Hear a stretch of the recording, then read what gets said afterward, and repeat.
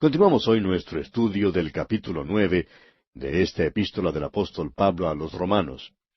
Y en nuestro programa anterior estábamos hablando de la elección de Israel en el propósito soberano de Dios. Y vimos que no hay ninguna injusticia en la elección que Dios hace. Dijimos que esta es la doctrina de la elección, y no podemos evadir el tema de la elección ni acomodarlo por el solo hecho de que alguno se oponga a tal doctrina. Además, no podemos reconciliar la elección soberana de Dios con el libre albedrío de los hombres. Ambos son verdad. No podemos entremeternos en los tratos misteriosos de Dios, pero sí podemos confiar que Él obrará con justicia. Debemos aceptar este hecho. Yo no soy sino una pequeña criatura en la tierra, y a Él le es posible quitarme la vida en cualquier momento. Yo soy solo la criatura, pero Él es Dios. ¿Cómo sería posible que yo me parara ante su presencia para expresar mi desconfianza de lo que Él hace? Eso constituiría una abierta y flagrante rebelión en su contra. Lo que yo debo hacer es inclinarme ante mi Creador y mi Redentor, sabiendo que cualquier elección que Él haga es la correcta. Ahora, si usted no está de acuerdo con lo que Él hace, pues quizá deba apartarse del universo de Dios para crear su propio universo. Si usted crea su propio universo, entonces puede dictar sus propias reglas, sus propias normas. Pero mientras usted viva en el universo de Dios, amigo oyente, tendrá que portarse según las reglas de Dios. El hombre en su pequeñez no puede sino inclinarse ante el Dios Todopoderoso para decir, en ti no hay ninguna injusticia. Bueno, vimos también que la misericordia de Dios no se extiende como un reconocimiento de la voluntad humana, ni es una recompensa de alguna obra humana. El querer humano y el hacer humano no constituyen ninguna causa que motive las acciones de Dios. El hombre cree que la decisión y el esfuerzo pueden ser la causa para que Dios le mire con favor. Ahora, esto no es una denegación de la responsabilidad humana. Alguien ha dicho que el querer y el hacer puede indicar la posesión de gracia, pero no constituye la causa que la origina. La única respuesta final es que Dios extiende su misericordia y la extiende porque Él es Dios. ¿Quiénes somos nosotros para desconfiar de Él? Continuando ahora con este estudio del capítulo 9 de esta epístola a los Romanos, leemos en el versículo 17, porque la Escritura dice a Faraón, para esto mismo te he levantado, para mostrar en ti mi poder y para que mi nombre sea anunciado por toda la tierra. Moisés fue dado como un ejemplo para mostrar la elección de Dios en Jacob. Ahora Faraón se da como ejemplo para mostrar el rechazo de Esaú por Dios. Estos dos hombres revelan la acción soberana de Dios. Dios no obligó a Faraón a hacer alguna cosa contraria a su voluntad o deseo. Faraón era un pecador orgulloso, brutal, egoísta y malicioso.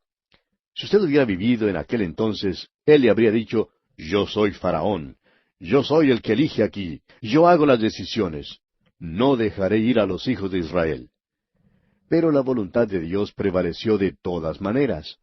La selección de Faraón por Pablo como ejemplo aquí era buena, pues los judíos en los tiempos de Pablo concordarían en que Dios hizo lo correcto en rechazarlo a él. Dios no creó a Faraón de esa manera, pero Dios lo levantó para revelar lo que estaba en su corazón. Dios hizo esto para mostrar su propia gloria y le informó a Faraón de eso, según leemos allá en el libro de Éxodo capítulo 9, versículo 16, diciendo, y a la verdad yo te he puesto para mostrar en ti mi poder y para que mi nombre sea anunciado en toda la tierra. Ningún perdido jamás ha sido obligado a hacer lo que no quiere hacer. Ninguna persona que no escogió estar en el infierno se encontrará allí, amigo oyente. Toda persona hace su propia decisión en cuanto a dónde quiere ir. El hombre realmente no es nada ante Dios, como el barro en las manos del alfarero. Tal fue la actitud de Pablo cuando sirvió como abogado de Dios en su pleito contra el fariseísmo judío. Este es el motivo por el cual expresa aquí solamente una parte de la verdad, y continúa escribiendo en el versículo 18, de manera que de quien quiere tiene misericordia, y al que quiere endurecer, endurece. La Escritura dice que Dios endureció el corazón de Faraón, y que Faraón también endureció su propio corazón. Lo primero lo encontramos en el libro de Éxodo en varias partes. Primero en el capítulo 4, versículo 21. También en el capítulo 7, versículo 3. En el capítulo 9, versículo 12. Capítulo 10, versículo 20 y 27. Y en el capítulo 11, versículo 10. El lector debe examinar cada versículo detenidamente. Solamente queremos mencionar aquí el versículo 21 del capítulo 4 de Éxodo para ilustrar el hecho de que Dios endureció el corazón de Faraón. Leemos allí en Éxodo capítulo 4 versículo 21, y dijo Jehová a Moisés, cuando hayas vuelto a Egipto, mira que hagas delante de Faraón todas las maravillas que he puesto en tu mano, pero yo endureceré su corazón, de modo que no dejará ir al pueblo. Los ejemplos de Faraón endureciendo su propio corazón los encontramos en Éxodo capítulo 7, versículos 14 y 22. También en el capítulo 8, versículos 15 y 32. Y en el capítulo 9, versículos 7 y 34. Y aquí también quisiéramos leer solamente uno de estos pasajes en los versículos 15 y 32 del capítulo 8 de Éxodo.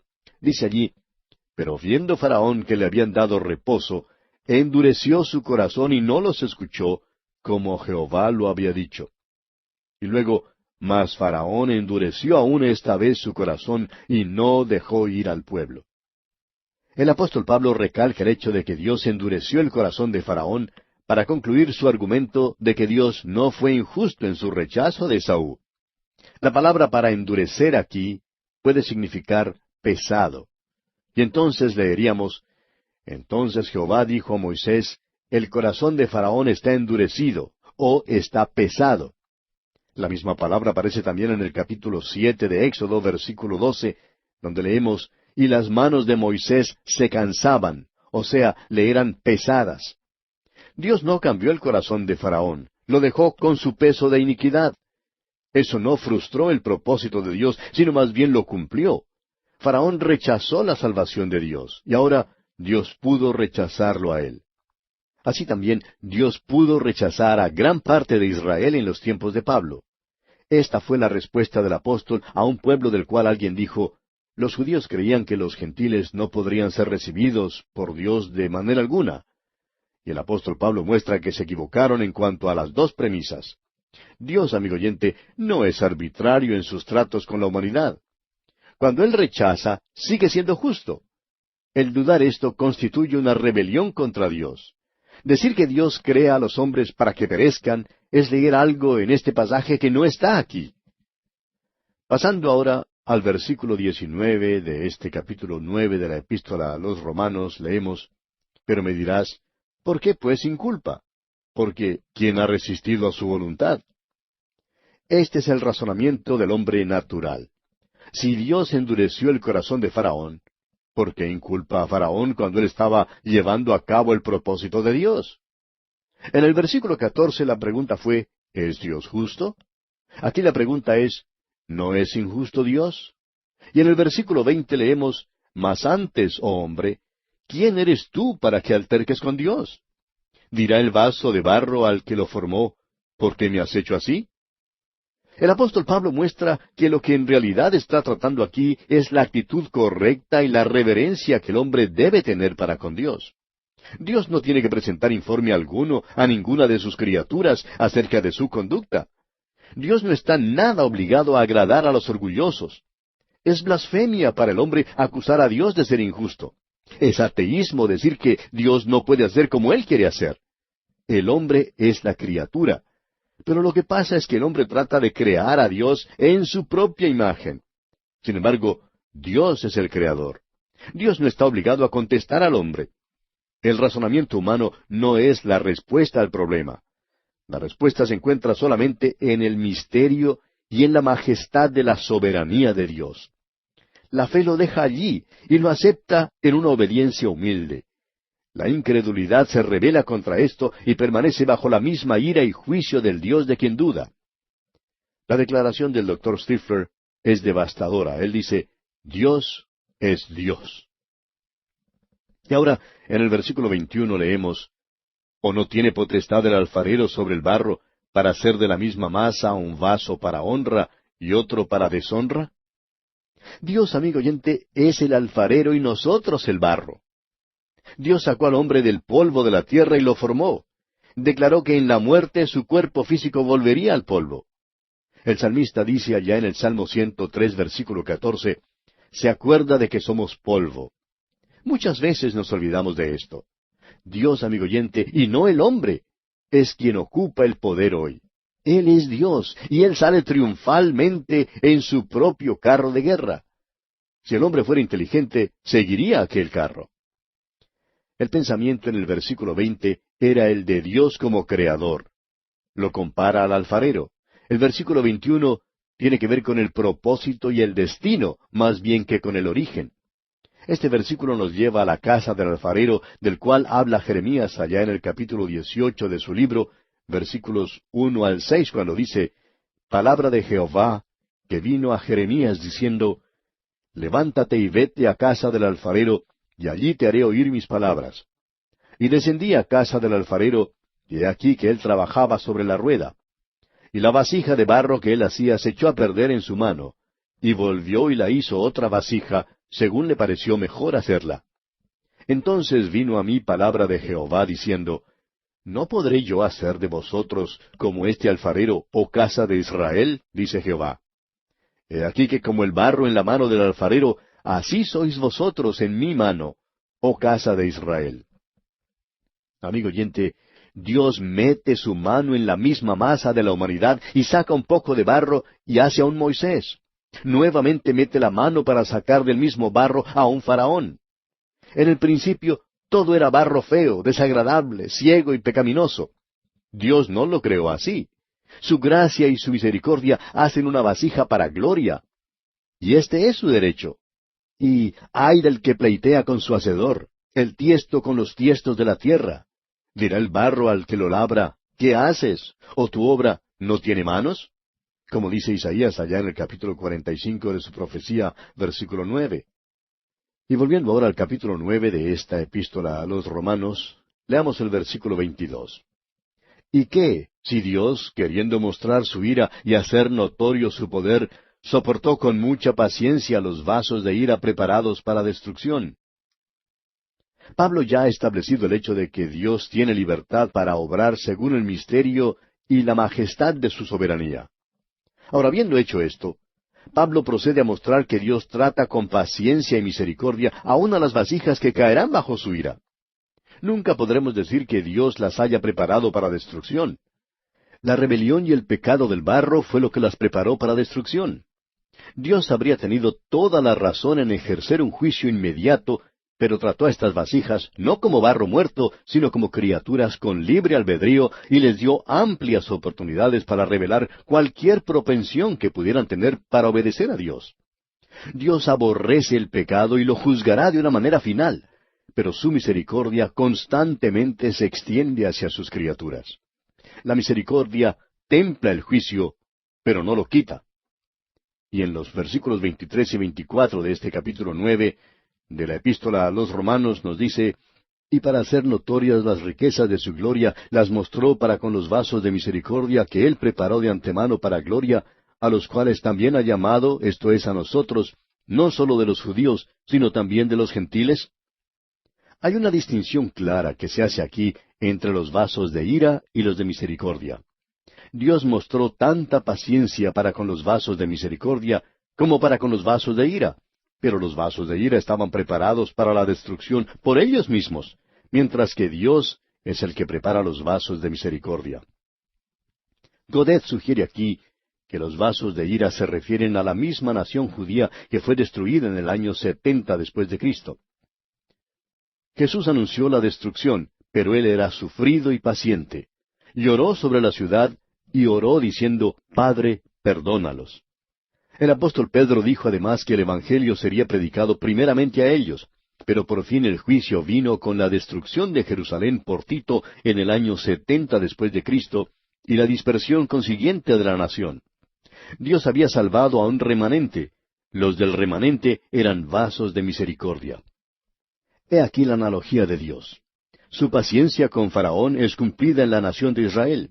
y la subsiguiente destrucción de Israel vino después que experimentó ampliamente la paciencia de Dios. Este es un golpe maestro del apóstol Pablo. Consideremos ahora la selección de los gentiles en las profecías escriturales. Leamos los versículos 25 y 26 de este capítulo 9 de la Epístola a los Romanos. Como también en Oseas dice, llamaré pueblo mío al que no era mi pueblo, y a la no amada, amada. Y en el lugar donde se les dijo, vosotros no sois pueblo mío, allí serán llamados hijos del Dios viviente. Esta es la última división de este capítulo 9. Pablo ha dejado bien en claro que la nación de Israel fue escogida gracias a la voluntad soberana de Dios y no por algún mérito de los israelitas. La selección de Israel fue según el propósito soberano de Dios. Este concepto se expresa también en el versículo 16 de este mismo capítulo 9, donde dice, así que no depende del que quiere ni del que corre, sino de Dios que tiene misericordia. Dios, amigo oyente, no solamente ha escogido a una nación, sino que también ha salvado a aquellos de aquella nación que se han convertido a Él. Este es el remanente. Dios también está tomando un pueblo para su nombre de entre los gentiles. La primera profecía mencionada en el versículo 25 es una cita de Oseas capítulo 2, versículo 23, y se refiere a la nación de Israel. El apóstol Pedro también se refiere a esta profecía en cuanto al remanente creyente en sus tiempos, los cuales perpetuaron a la nación. Allá en la primera carta del apóstol Pedro, capítulo 2, versículos 9 y 10, leemos lo siguiente. Mas vosotros sois linaje escogido, real sacerdocio, nación santa, pueblo adquirido por Dios, para que anunciéis las virtudes de aquel que os llamó de las tinieblas a su luz admirable. Vosotros que en otro tiempo no erais pueblo, pero que ahora sois pueblo de Dios, que en otro tiempo no habíais alcanzado misericordia, pero ahora habéis alcanzado misericordia. La segunda profecía que se cita aquí en el versículo 26 de este capítulo 9 de Romanos es de Oseas, capítulo 1, versículo 10, y se refiere a los gentiles en cualquier parte de la tierra que se conviertan a Cristo ahora y en el futuro. En el libro de los Hechos de los Apóstoles, capítulo 15, versículo 17, leemos, para que el resto de los hombres busque al Señor, y todos los gentiles, sobre los cuales es invocado mi nombre. Y por tanto, Dios también alcanzó a Europa con el Evangelio. No envió el Evangelio a Europa porque el pueblo allí era superior en manera alguna. A veces se ha dado a entender que la raza blanca se cree superior a las demás razas. Pero la verdad, amigo oyente, es que nunca lo ha sido y nunca lo será. Ante Dios, amigo oyente, todos somos iguales y por lo mismo debemos considerarnos así los unos a los otros. Usted sabe que en nuestra América Latina, por ejemplo, los primeros colonizadores que vinieron no eran de la más alta alcurnia. Los marineros que vinieron con Colón, por ejemplo, eran gente de la peor calaña. Eran todos presidiarios. Ahora, ¿cree usted que Dios nos ha dado el Evangelio porque seamos superiores? Amigo oyente, no somos superiores de ninguna manera. Dios nos ha permitido escuchar el Evangelio solo debido a su misericordia. Leamos ahora los versículos 27 y 28 de este capítulo 9 de la Epístola a los Romanos. También Isaías clama tocante a Israel. Si fuera el número de los hijos de Israel como la arena del mar, tan solo el remanente será salvo, porque el Señor ejecutará su sentencia sobre la tierra en justicia y con prontitud. El apóstol Pablo cita aquí las palabras del profeta Isaías en el capítulo 10 de su profecía, versículos 22 y 23. Solamente un remanente de Israel será salvado durante el período de la gran tribulación. Si usted quiere saber el porcentaje, hoy en día no hay más de 15 millones de judíos en todo el mundo. En el período de la gran tribulación, sabemos que Apocalipsis 7 indica que solamente 144,000 judíos serán sellados y salvados. Ellos serán testigos de él. Ahora no sabemos si esta cifra es literal o simbólica, pero sabemos que representa un pequeño porcentaje, pero es un remanente. Siempre ha sido así con los judíos, y siempre ha sido así también con los gentiles. Siempre es solo un remanente que es salvado según su gracia. Dios nunca salvó a la mayor parte de alguna nación según la generación natural, pero Dios no deja de ser totalmente misericordioso. El mismo hecho de que solamente salva a uno revela su misericordia y su gracia, porque la verdad no existe nadie que merezca ser salvado. Y el versículo 29 de este capítulo 9 de la carta del apóstol Pablo a los Romanos dice, y como antes dijo Isaías, si el Señor de los ejércitos no nos hubiera dejado descendencia, como Sodoma habríamos venido a ser, y a Gomorra seríamos semejantes. En este versículo, el apóstol Pablo cita las palabras de Isaías que se encuentran contenidas en el capítulo 1, versículo 9 de su profecía. Esta es una declaración sobrecogedora, pero es un clímax propio de la soberanía de Dios. Aún la nación elegida habría sido como Sodoma y Gomorra en su depravación y rebelión contra Dios si Él no hubiera intervenido con su misericordia soberana y rescatado a un remanente. ¡Qué denuncia del fariseísmo orgulloso y de la orgullosa membresía de iglesia que expresa este mismo fariseísmo hoy en día! Solamente la misericordia de Dios es lo que evita que vayamos al infierno, amado oyente.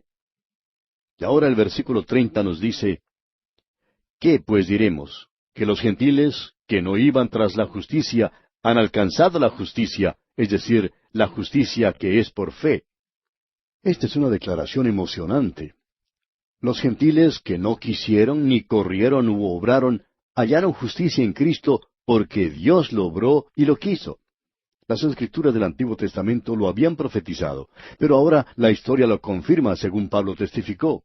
Usted puede leer acerca de la visita del apóstol Pablo al país de Galacia en su primer viaje misionero allá en el libro de los Hechos de los Apóstoles, capítulos 13 y 14, y también puede leer acerca de Pablo en Atenas allá en el capítulo 17 del mismo libro de los Hechos de los Apóstoles, versículos 15 al 34. E Isaías ya había dicho que los gentiles también serían salvados.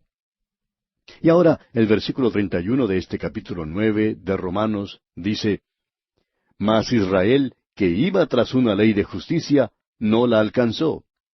Ahora esta es una declaración aterradora.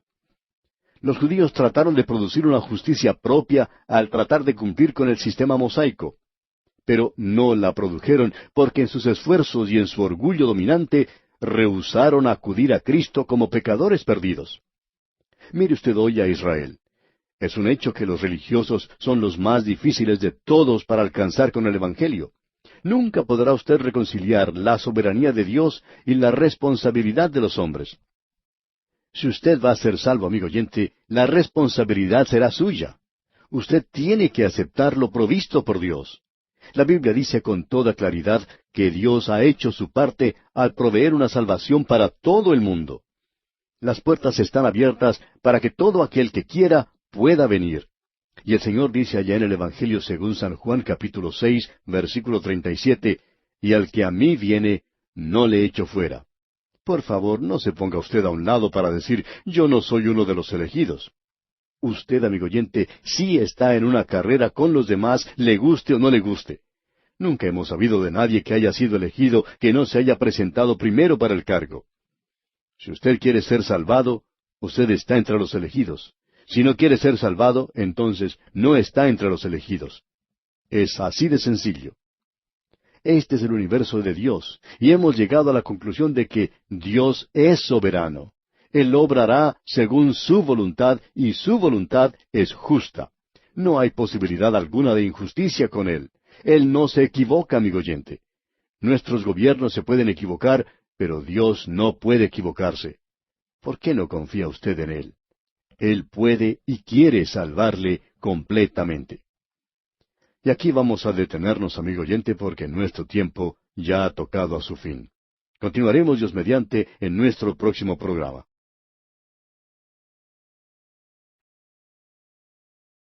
Estamos ya al final del capítulo 9 de esta epístola a los Romanos, y al concluir nuestro programa anterior, decíamos que la Biblia dice claramente que Dios ha hecho su parte al proveer una salvación para todo el mundo. Las puertas están abiertas para que todo aquel que quiera pueda venir. Y el Señor mismo dijo allá en el Evangelio según San Juan capítulo 6, versículo 37, que al que a mí viene, no le echo fuera. De modo que no se ponga usted a un lado para decir, bueno, yo no soy uno de los elegidos. Usted, amigo oyente, está en una carrera con los demás, quiéralo o no lo quiera.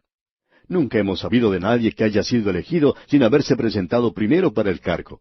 Si usted quiere ser salvo, amigo oyente, usted está entre los elegidos. Ahora, si no quiere ser salvado, no está entre los elegidos. Es así de sencillo.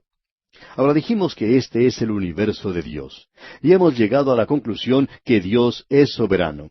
Él obrará según su voluntad, y su voluntad es justa.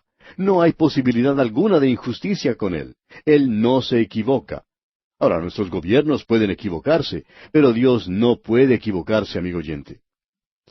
Y bien, pasamos ahora a los versos finales de este capítulo 9 de la Epístola a los Romanos, los versículos 32 y 33 que preguntan ¿por qué Israel no pudo alcanzar la justicia? Leamos. ¿Por qué?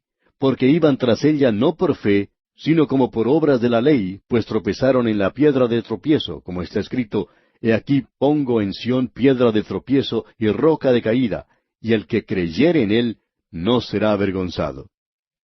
En estos dos versículos finales, el apóstol Pablo vuelve a considerar a la mayoría, o sea, a los no elegidos de Israel. Y su fracaso no se debió a que no eran elegidos.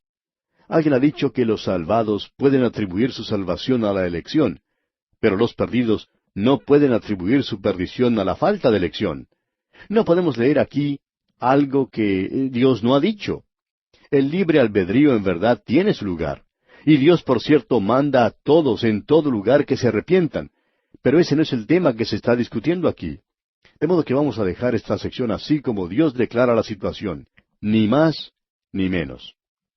Ahora, el texto citado aquí en el versículo 33 procede del libro del profeta Isaías, capítulo 8, versículo 14, y también del capítulo 28 del mismo libro, versículo 16.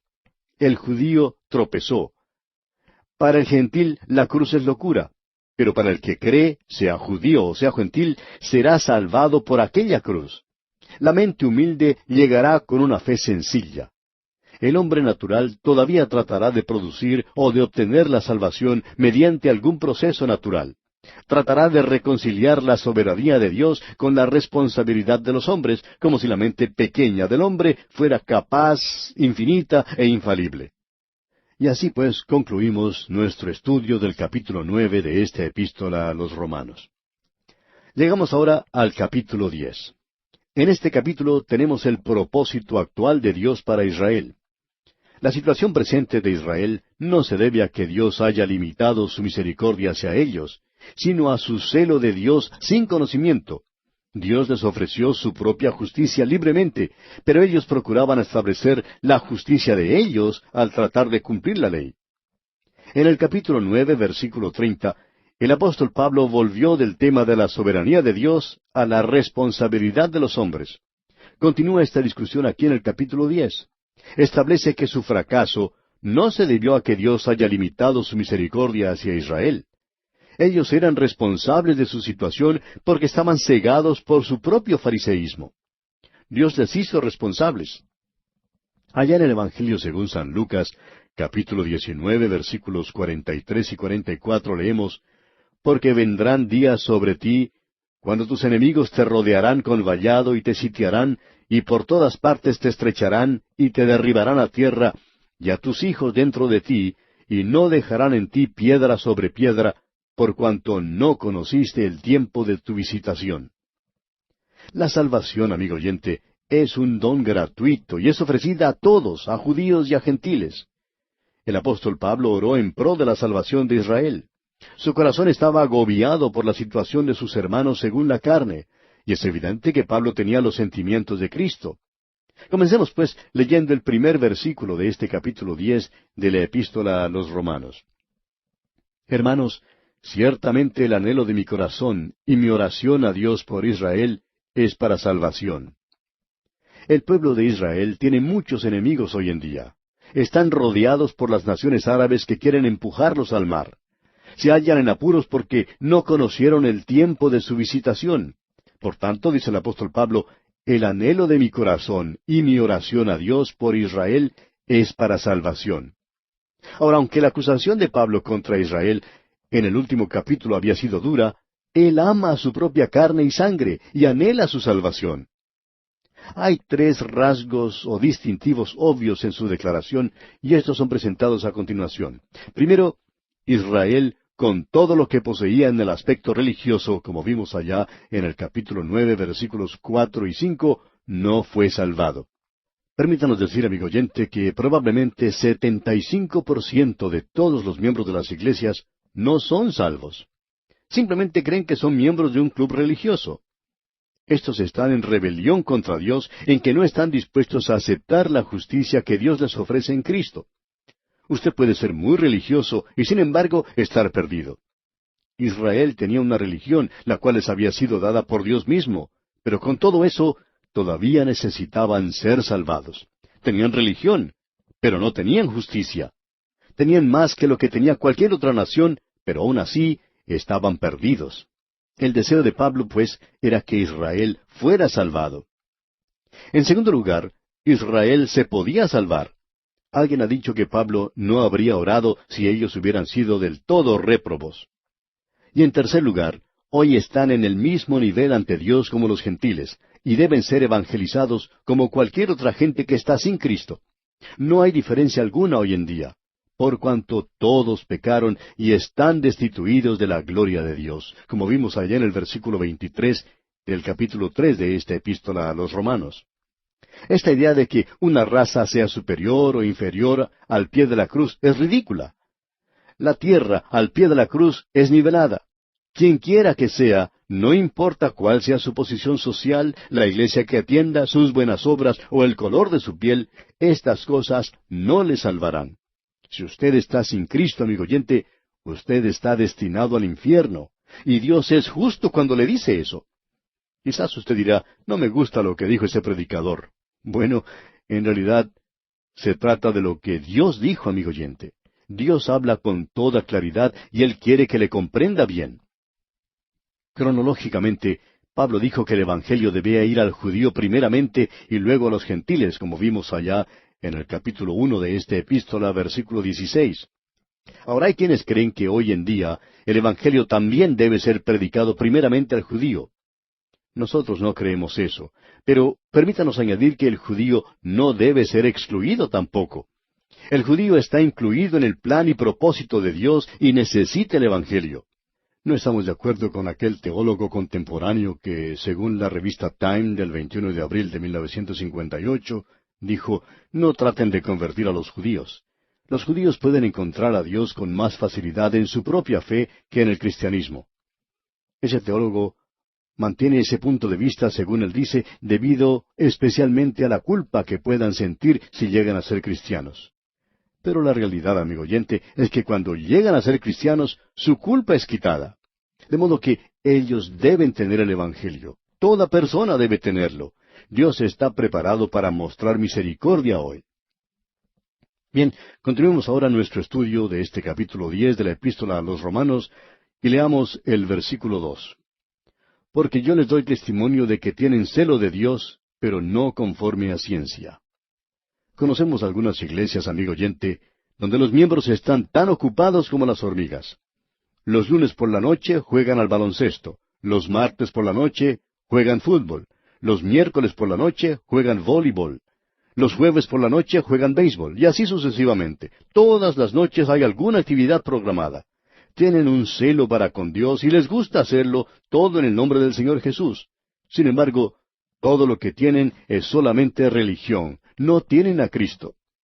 Amigo oyente, ¿tiene usted a Cristo Jesús? ¿Ha aceptado usted la justicia que Dios le ofrece en Cristo Jesús? Usted no puede ser salvado de ninguna otra manera. Es necesario ser perfecto para poder ir al cielo, y usted no es perfecto, ni yo tampoco. Pero voy al cielo porque Jesús murió por mí. Él fue sepultado y resucitó de los muertos. Fue entregado por mis transgresiones y resucitó para mi justificación. Él es perfecto y Él es mi justicia. Y algún día iré al cielo porque Él tomó el lugar mío en la cruz, porque Él es mi perfección. Amigo oyente, ¿es Jesucristo su Salvador? Olvídese de su membresía en una iglesia por un momento. No queremos menospreciar su membresía, claro está, pero no vaya usted confiado en ella para la salvación. La iglesia ordinaria de hoy en día está tan muerta como cualquier animal prehistórico y fosilizado. En cierta ocasión, un muchacho le dijo a un pastor, «Yo prefiero salir los domingos para jugar al golf antes que asistir a la iglesia». Y el pastor le dejó sorprendido cuando le respondió, «Pues cuando tú vayas a jugar, convídame a mí para que yo vaya también. Yo soy jubilado». Y el muchacho le contestó entonces, «Pastor, ¿no quiere usted decir que haría eso?» El pastor le dijo que en verdad no creía que lo hiciera. Pero, amigo oyente, hablando con toda franqueza, probablemente se sentiría uno más espiritual en la cancha de golf que en algunas iglesias. Lo que estamos tratando de decir, amigo oyente, es, ¿tiene usted a Cristo Jesús? Usted debe tenerle. Ahora, Pablo sabía todo esto por experiencia, ya que él había sido un ex fariseo celoso en cuanto a su celo de Dios. Alguien ha traducido esto de esta manera: yo sé algo en cuanto a eso, en cuanto a ese celo. No fue debido a la ignorancia de la ley, porque prácticamente hicieron de ella un ídolo. Lo que pasó fue que no percibieron que todo el Antiguo Testamento señalaba a Cristo.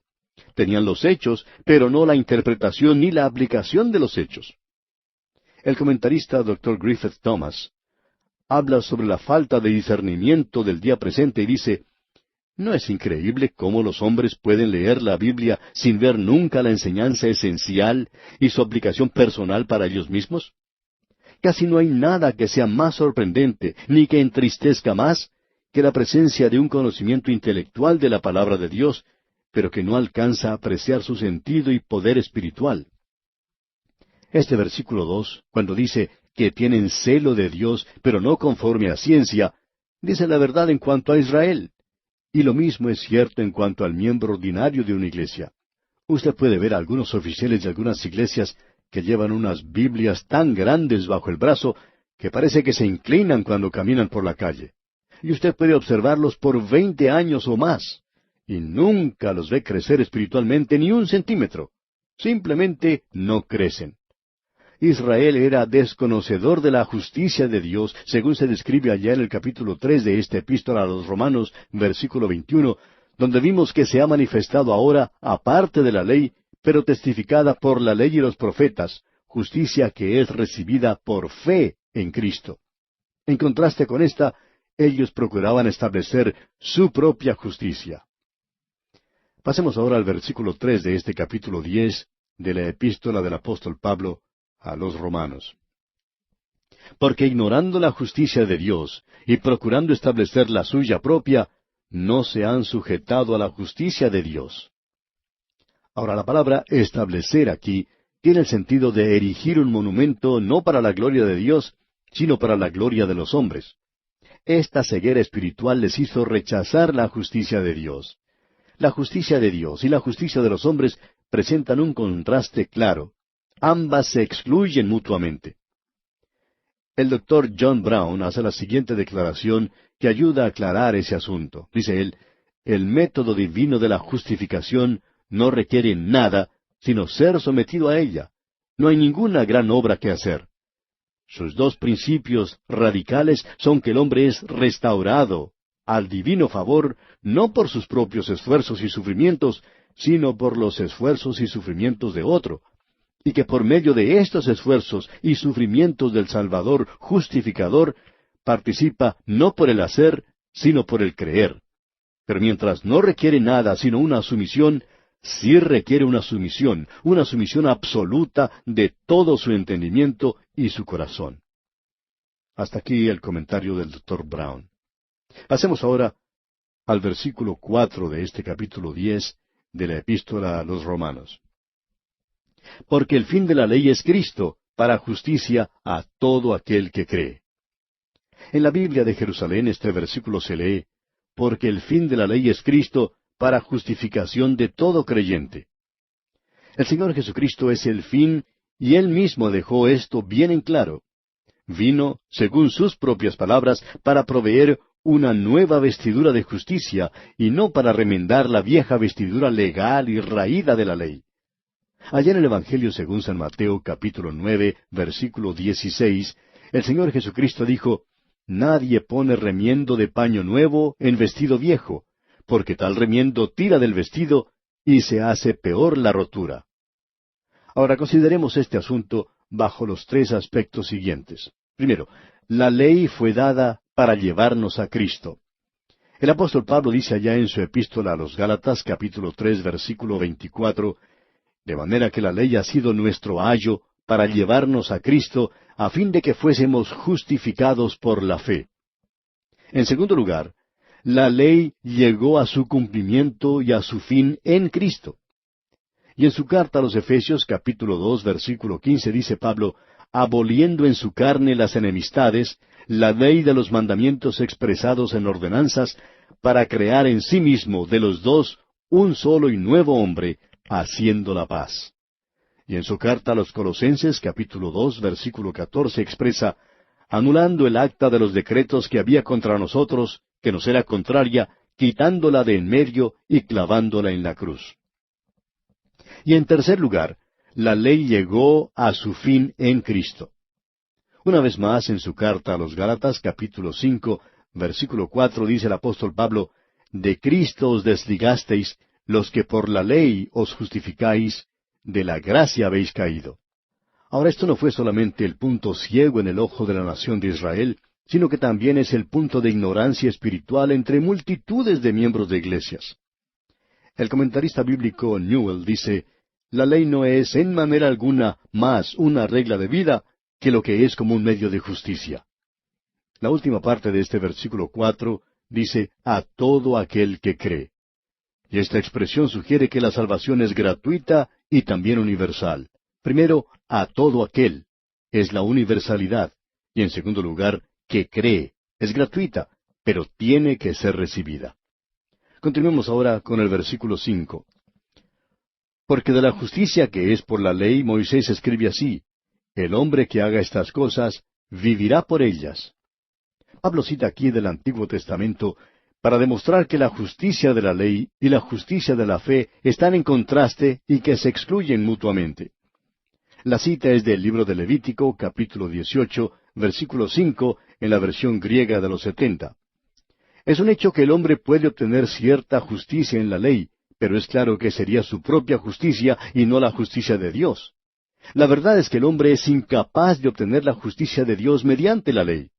Allá en su carta a los Gálatas, capítulo 3, versículo 2, dice el apóstol Pablo, esto solo quiero saber de vosotros. ¿Recibisteis el Espíritu por las obras de la ley o por el oír con fe? La ley ejerció un ministerio de condenación y de muerte. Leamos ahora los versículos 6 al 10 de este capítulo 10 de la Epístola a los Romanos.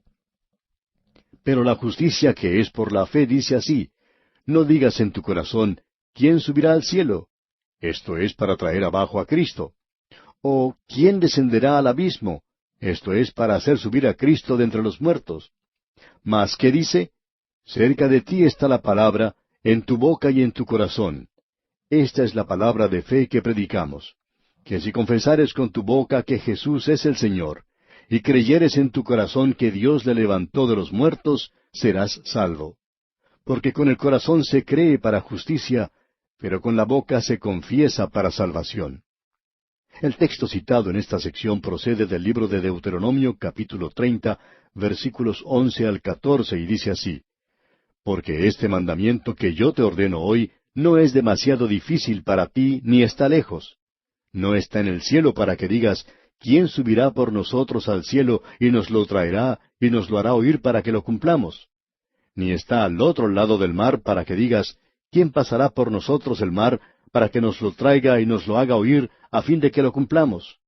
Porque muy cerca de ti está la palabra, en tu boca y en tu corazón, para que la cumplas.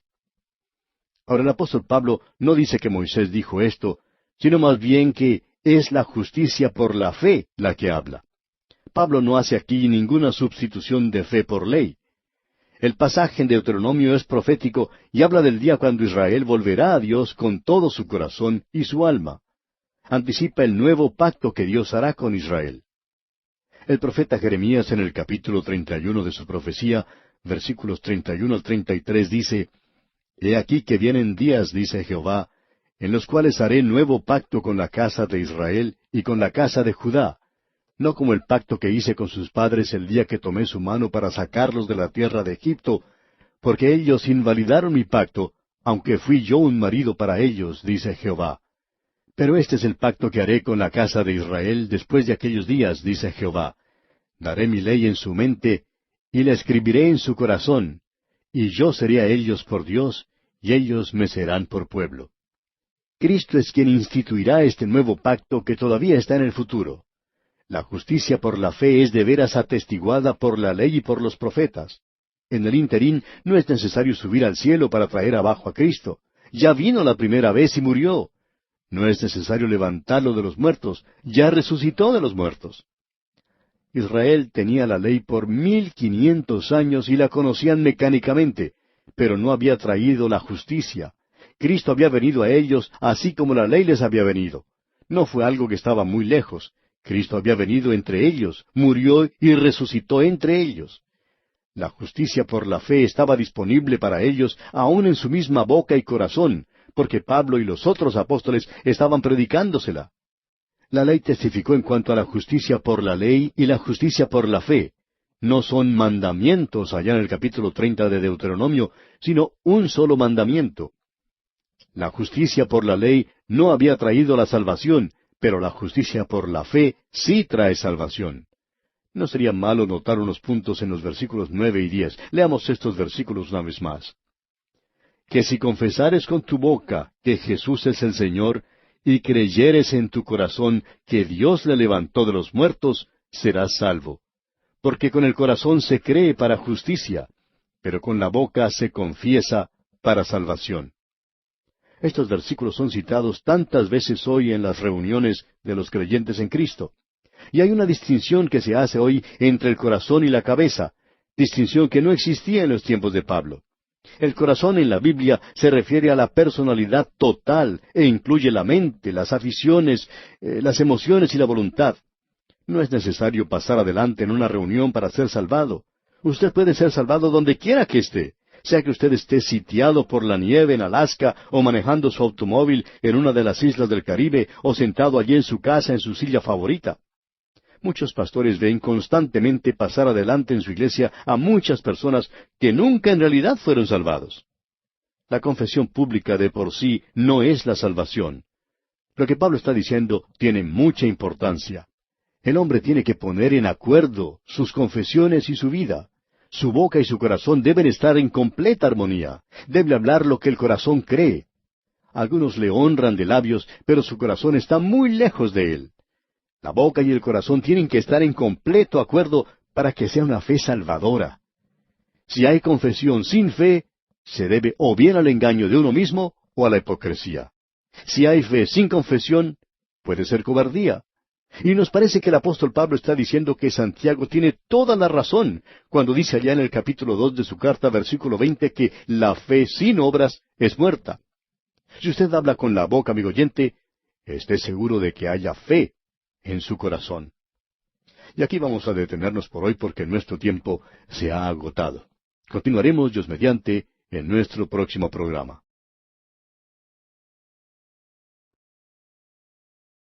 Continuamos hoy nuestro estudio de este capítulo 10 de la epístola del apóstol Pablo a los Romanos. Y al concluir nuestro programa anterior estábamos considerando algunos puntos en los versículos 9 y 10. Y decíamos que hay una distinción que se hace hoy entre el corazón y la cabeza, distinción que en realidad no existía en los tiempos del apóstol Pablo. El corazón en la Biblia se refiere a la personalidad total. Incluye la mente, las aficiones, las emociones y la voluntad. No es necesario pasar adelante en una reunión para ser salvado. Usted puede ser salvado donde quiera que esté, sea que esté sitiado por la nieve en Alaska o manejando su automóvil en una de las islas del Caribe o tal vez sentado allí en su casa en su silla favorita. La confesión pública de por sí no es la salvación. Lo que Pablo está diciendo aquí tiene mucha importancia. El hombre tiene que poner en acuerdo sus confesiones y su vida. Las dos tienen que concordar. Su boca y su corazón deben estar en completa armonía. Debe hablar lo que el corazón cree. Algunos le honran de labios, pero su corazón está muy lejos de él. La boca y el corazón tienen que estar en completo acuerdo para que sea una fe salvadora. Si hay confesión sin fe, se debe o bien al engaño de uno mismo o a la hipocresía.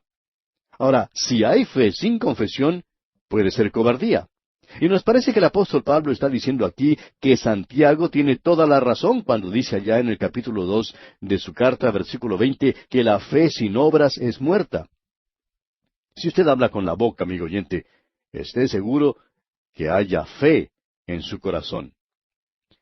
Ahora, por último, esta declaración aquí en los versículos 9 y 10 de este capítulo 10 de la epístola a los Romanos revela que el alma del cristianismo es la resurrección.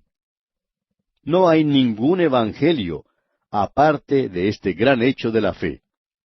En el capítulo 4 de esta epístola, versículo 25, leímos que Pablo escribió, el cual fue entregado por nuestras transgresiones y resucitado para nuestra justificación.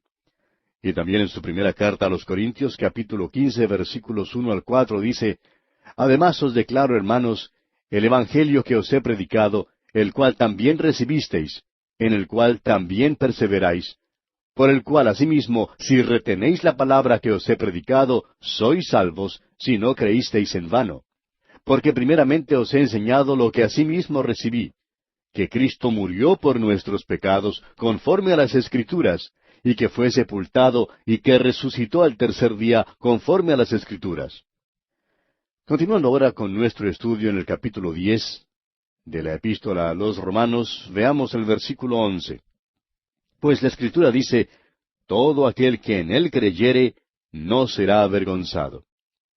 El apóstol Pablo cita aquí las palabras del profeta Isaías en el capítulo 28 de su profecía, versículo 16, donde leemos, por tanto, Jehová el Señor dice así, he aquí que yo he puesto en Sión por fundamento una piedra, piedra probada, angular, preciosa, de cimiento estable.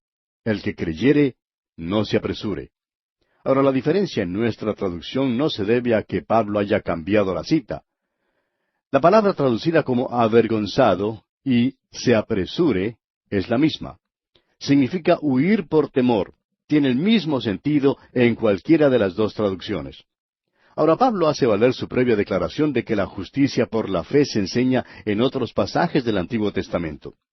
Este pasaje también muestra el carácter universal de la salvación en las palabras todo aquel. Y en el versículo 12 leemos, porque no hay diferencia entre judío y griego, pues el mismo que es Señor de todos, es rico para con todos los que le invocan. Puede que haya ciertas diferencias entre el judío y el gentil, pero no hay distinción alguna ante Dios en esta edad. En esta edad todos han pecado y están destituidos de la gloria de Dios, como declara el apóstol allá en el capítulo 3 de esta carta, versículo 23. Tanto el judío como el gentil necesitan venir a Cristo para la salvación. Allí en el Evangelio según San Juan capítulo 14, versículo 6, el Señor Jesucristo dijo, yo soy el camino y la verdad y la vida. Nadie viene al Padre sino por mí. No se puede obtener la salvación mediante los ritos y ceremonias del Antiguo Testamento, ni por la ley, ni en virtud de su raza. La salvación, amigo oyente, viene solamente por la fe en Jesucristo. Es ofrecida en base a la misericordia de Dios. Pablo ahora ha probado por las Escrituras del Antiguo Testamento que el único requisito que Dios exige del hombre es la fe. Y esto nivela todas las distinciones raciales y derriba la pared intermedia de separación entre el judío y el gentil. Continuemos ahora con el versículo 13 de este capítulo 10 de la epístola a los Romanos. Porque todo aquel que invocare el nombre del Señor será salvo. Esta cita aquí corresponde a las palabras del profeta Joel en el capítulo 2 de su libro, versículo 32, que dice, y todo aquel que invocare el nombre de Jehová será salvo, porque en el monte de Sión y en Jerusalén habrá salvación, como ha dicho Jehová, y entre el remanente al cual él habrá llamado. Y una vez más, Pablo vuelve a referirse al Antiguo Testamento para hacer valer su argumento de que la salvación es por la fe. Hay 8 citas del Antiguo Testamento en este capítulo, y hay 30 citas en esta división comprendida entre los capítulos 9 al 11. Esta cita sigue lógicamente el versículo 12, pero pone muy en claro que tanto el judío como el gentil necesitan invocar el nombre del Señor, más bien que hacer algo para la salvación. Invocar el nombre del Señor quiere decir creer en el Señor Jesucristo. Esta es la carga de todo el mensaje del apóstol Pablo aquí en su epístola a los Romanos. Leamos ahora los versículos 14 y 15. ¿Cómo pues invocarán a aquel en el cual no han creído? ¿Y cómo creerán en aquel de quien no han oído? ¿Y cómo oirán sin haber quien les predique? ¿Y cómo predicarán si no fueran enviados? Como está escrito, cuán hermosos son los pies de los que anuncian la paz, de los que anuncian buenas nuevas. Es necesario comprender la posición del apóstol Pablo para poder apreciar estos versículos. Los judíos, su propio pueblo, aborrecían al apóstol Pablo, aunque aplaudían a Pablo el fariseo. De modo que Pablo les está mostrando lo lógico de su posición. Ellos rechazaban su derecho o el derecho de cualquier otro apóstol de proclamar un evangelio que omitía el sistema mosaico, lo cual había degenerado en el judaísmo. Pablo muestra que debe haber mensajeros del evangelio que tienen credenciales de Dios. Pablo empezó esta epístola diciendo, Pablo, siervo de Jesucristo, llamado a ser apóstol. Sigue una orden de sucesión lógica. Los predicadores necesitan ser enviados para que el pueblo pueda oír a fin de que crean, pues de otro modo no sabrían cómo invocar el nombre del Señor. Y el apóstol Pablo señala con precisión todo en cuanto al creer. Esto necesitó su ministerio. La falta de oportunidad no podía servir de excusa válida para no invocar el nombre del Señor, porque Pablo y los otros apóstoles estaban ejerciendo su llamado. Un hombre que predica el Evangelio necesita ser enviado. Pablo afirma este poquito de lógica citando un texto del profeta Isaías en el capítulo 52, versículo 7, donde leemos, cuán hermosos son sobre los montes los pies del que trae alegres nuevas, del que anuncia la paz, del que trae nuevas del bien, del que publica salvación, del que dice a Sión, tu Dios reina. Este texto citado precede la maravillosa profecía de Isaías en el capítulo 53, profecía de la muerte y resurrección de Cristo. Aquella profecía principió con la pregunta del profeta, ¿quién ha creído a nuestro anuncio? La ley de Moisés seguramente no fue las alegres nuevas del bien, sino una ministración de muerte. Se nos dice aquí que los pies de aquellos que anuncian la paz son hermosos. Creemos que este programa de radio es muy importante y estamos dedicándole tanto tiempo cuanto sea necesario. Creemos que es importante predicar la palabra de Dios a los necesitados. Cuando me quito los zapatos por la noche, antes de acostarme y me miro los pies, llego a la conclusión de que no son nada hermosos, amigo oyente. No hay nada en cuanto a los pies que les haga objeto de hermosura. Pero Dios llama hermosos a los pies de sus llamados y enviados. Los pies de la raza humana de costumbre se calzan, no son nada hermosos que ver. La palabra del comentarista Lange es muy propia aquí. Dijo él, en su correr y apresurarse, en su subir los montes obstructores, y en su apariencia y descenso de las montañas, son símbolos del movimiento ligero y aspecto encarecidamente deseado del mismo Evangelio. Y este es uno de los motivos por los cuales nos agrada la oportunidad que tenemos mediante la radio hoy en día. Podemos subir montañas, cruzar los llanos, extendernos sobre las vastas expansiones del agua y entrar en los lugares recónditos de la tierra con el glorioso mensaje del Evangelio. Podemos entrar en hogares, en automóviles, en los negocios, y hasta hemos entrado en algunas cantinas con el Evangelio por medio de la radio. De veras, es maravilloso alcanzar tantos lugares con la palabra de Dios. Bien, continuando ahora con nuestro estudio en este capítulo 10 de la Epístola a los Romanos, leamos el versículo 16. Mas no todos obedecieron al Evangelio, pues Isaías dice, Señor, ¿quién ha creído a nuestro anuncio? En el capítulo 3 de esta epístola, versículo 3, tenemos un pasaje paralelo. Pablo introduce esta nota de tristeza con un motivo doble. En primer lugar, esta es una declaración de un hecho. Nos regocijamos en los muchos que han sido salvados, pero cuando se considera toda la población, el porcentaje de los salvados es muy insignificante. En segundo lugar, no invalida la justicia por la fe como el Evangelio de Dios. En realidad la comprobó, como la cita de Isaías lo revela. El rechazo del Evangelio no constituye ninguna excusa para no proclamarlo. No quita la responsabilidad que hay sobre nosotros de predicarlo a toda criatura. Y en el versículo 17 continúa diciendo el apóstol Pablo, Así que la fe es por el oír, y el oír por la palabra de Dios. Este versículo declara el método de Dios. La fe no viene por medio de la predicación de la filosofía o la psicología o de algún sanalotodo político, sino mediante la predicación de la palabra de Dios. Y mientras usted, amigo oyente, no oiga la palabra de Dios, no se puede salvar. La fe viene por el oír, pero uno tiene que actuar sobre lo que oye. No es simplemente el oír, no se trata simplemente de algún informe, sino del mensaje del Evangelio. Se trata de la persona y la obra de Cristo. Cuán importante es para el mensajero vivir según la palabra de Dios. Ella sola da la fuerza interior y el poder exterior.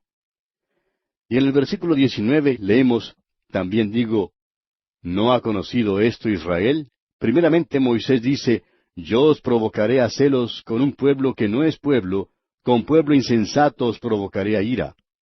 Aquí en el versículo 19, el apóstol Pablo cita las palabras de Deuteronomio capítulo 32, versículo 21, donde leemos, ellos me movieron a celos con lo que no es Dios, me provocaron a ira con sus ídolos.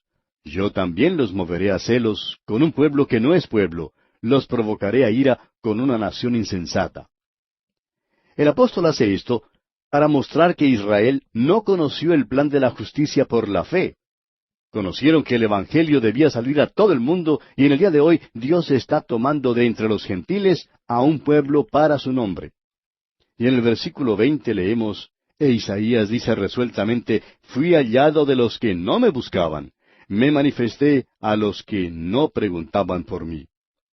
Aquí el apóstol Pablo está citando las palabras del profeta Isaías que se encuentran en el capítulo 65 de su profecía, versículo 1, donde Isaías dice, fui buscado por los que no preguntaban por mí, fui hallado por los que no me buscaban, dije a gente que no invocaba mi nombre, heme aquí, heme aquí. Aún Isaías predijo la salvación de los gentiles.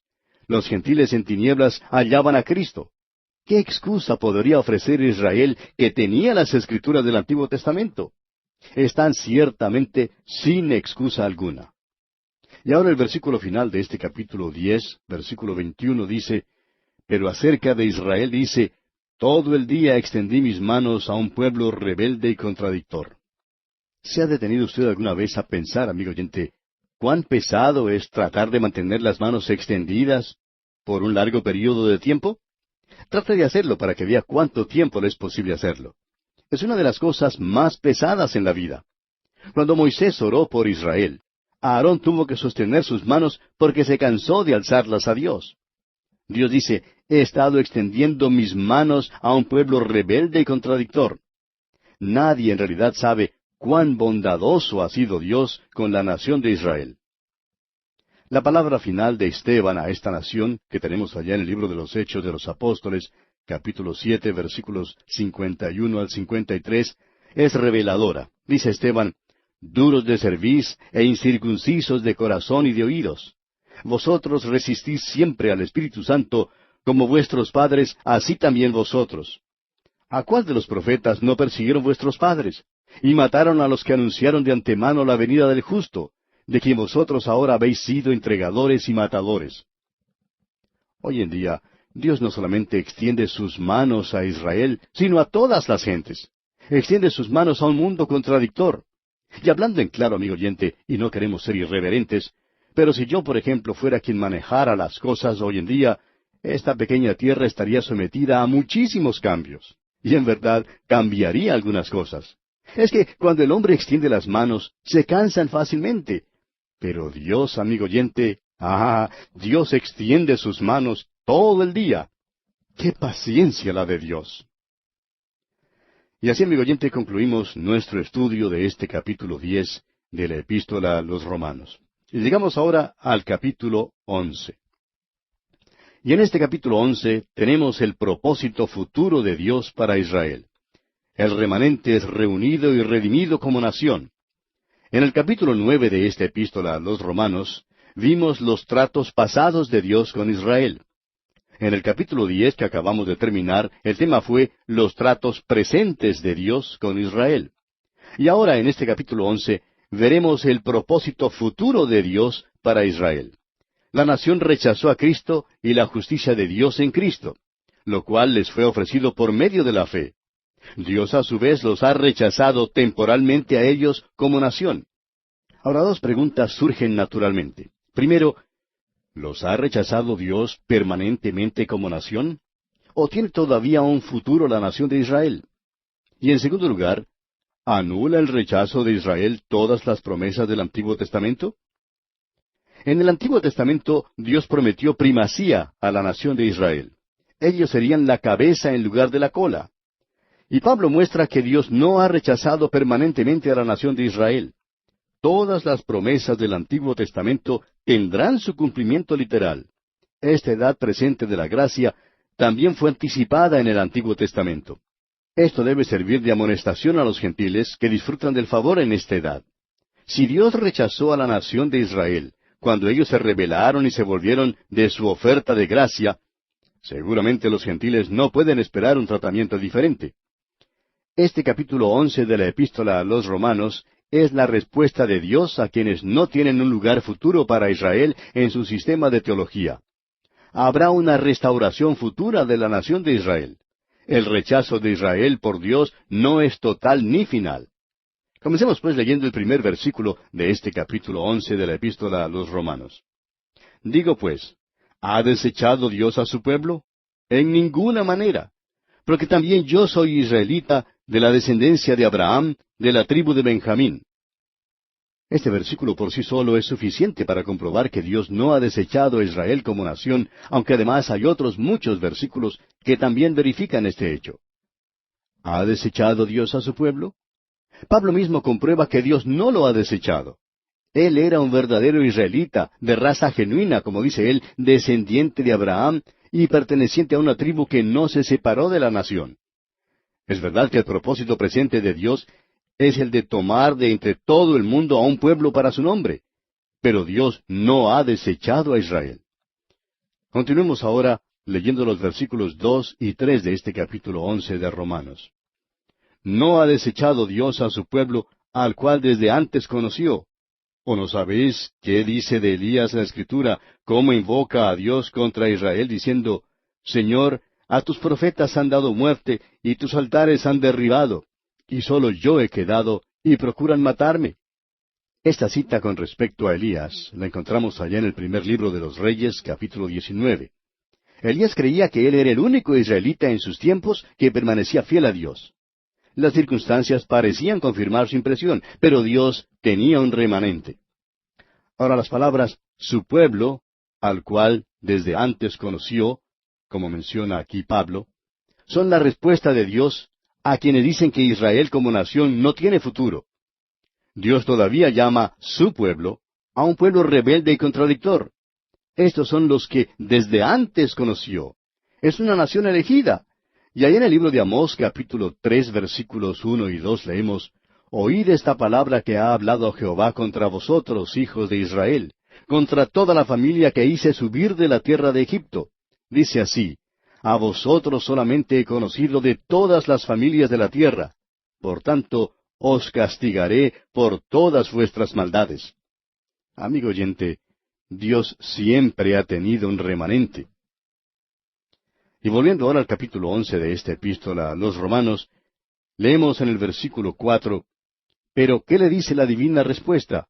Me he reservado 7,000 hombres que no han doblado la rodilla delante de Baal. Elías ignoraba totalmente que Dios había obrado en los corazones de unos 7,000 hombres. Ahora, si había 7,000 hombres cuyas rodillas no se habían doblado ante Baal, entonces creemos que habría como el doble de mujeres que tampoco se arrodillaron.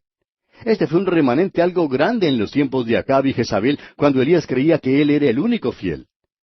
Y continuamos leyendo en el versículo 5 de este capítulo 11 de la epístola de Pablo a los Romanos, Así también, aun en este tiempo, ha quedado un remanente escogido por gracia. El apóstol hace una aplicación de los tiempos de Elías a los suyos. Como había un remanente escogido por gracia en aquel entonces, así también había en los tiempos de Pablo. Y continúa diciendo en el versículo 6, Y si por gracia, ya no es por obras. De otra manera la gracia ya no es gracia. Y si por obras, ya no es gracia. De otra manera la obra ya no es obra. Esta declaración revela que la gracia y las obras representan dos sistemas que se excluyen mutuamente, los cuales están diametralmente opuestos el uno al otro. Los del remanente no fueron salvados debido a sus buenas obras, ni por algún mérito propio.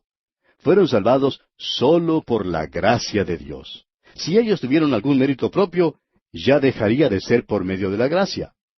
Aquí vemos el motivo del antagonismo que hay contra la gracia. La gracia exalta la soberanía de Dios, quien obra independientemente de la voluntad y la obra de los hombres. Dios prometió que un remanente será salvado, y la gracia asegura el cumplimiento de su promesa. Y ahora leemos en el versículo 7, ¿qué pues? Lo que buscaba Israel no lo ha alcanzado, pero los escogidos sí lo han alcanzado, y los demás fueron endurecidos. Los hijos de Israel fueron endurecidos porque habían fracasado. No fracasaron porque se habían endurecido. El resultado es que los que no fueron justificados por la gracia fueron endurecidos.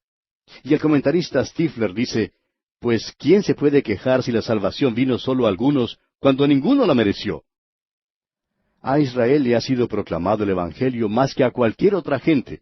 Dios ha extendido sus manos todo el día a esta gente, y es difícil hacer eso. Dios ha sido sufrido y paciente con ellos. Fueron endurecidos porque rehusaron aceptar el Evangelio. Y el versículo 8 dice, como está escrito, Dios les dio espíritu de estupor, ojos con que no vean y oídos con que no oigan, hasta el día de hoy. Este versículo es una mezcla de dos pasajes del Antiguo Testamento. Allí en el capítulo 29 de la profecía de Isaías, versículo 10, leemos, porque Jehová derramó sobre vosotros espíritu de sueño, y cerró los ojos de vuestros profetas, y puso velos sobre las cabezas de vuestros videntes. Y en el capítulo 29 de Deuteronomio, versículos 3 y 4, leemos, las grandes pruebas que vieron vuestros ojos, las señales y las grandes maravillas. Pero hasta hoy Jehová no os ha dado corazón para entender, ni ojos para ver, ni oídos para oír. En primer lugar, esto revela cómo el Espíritu Santo usa sus propias palabras. Son tratadas como una unidad. Pablo las adapta para una nueva situación. Este es un gran axioma que era verdad en los tiempos de Moisés y también en los tiempos de Pablo. Es aplicable hoy en día a multitudes que se consideran parte del cristianismo, pero que tienen un espíritu de estupor.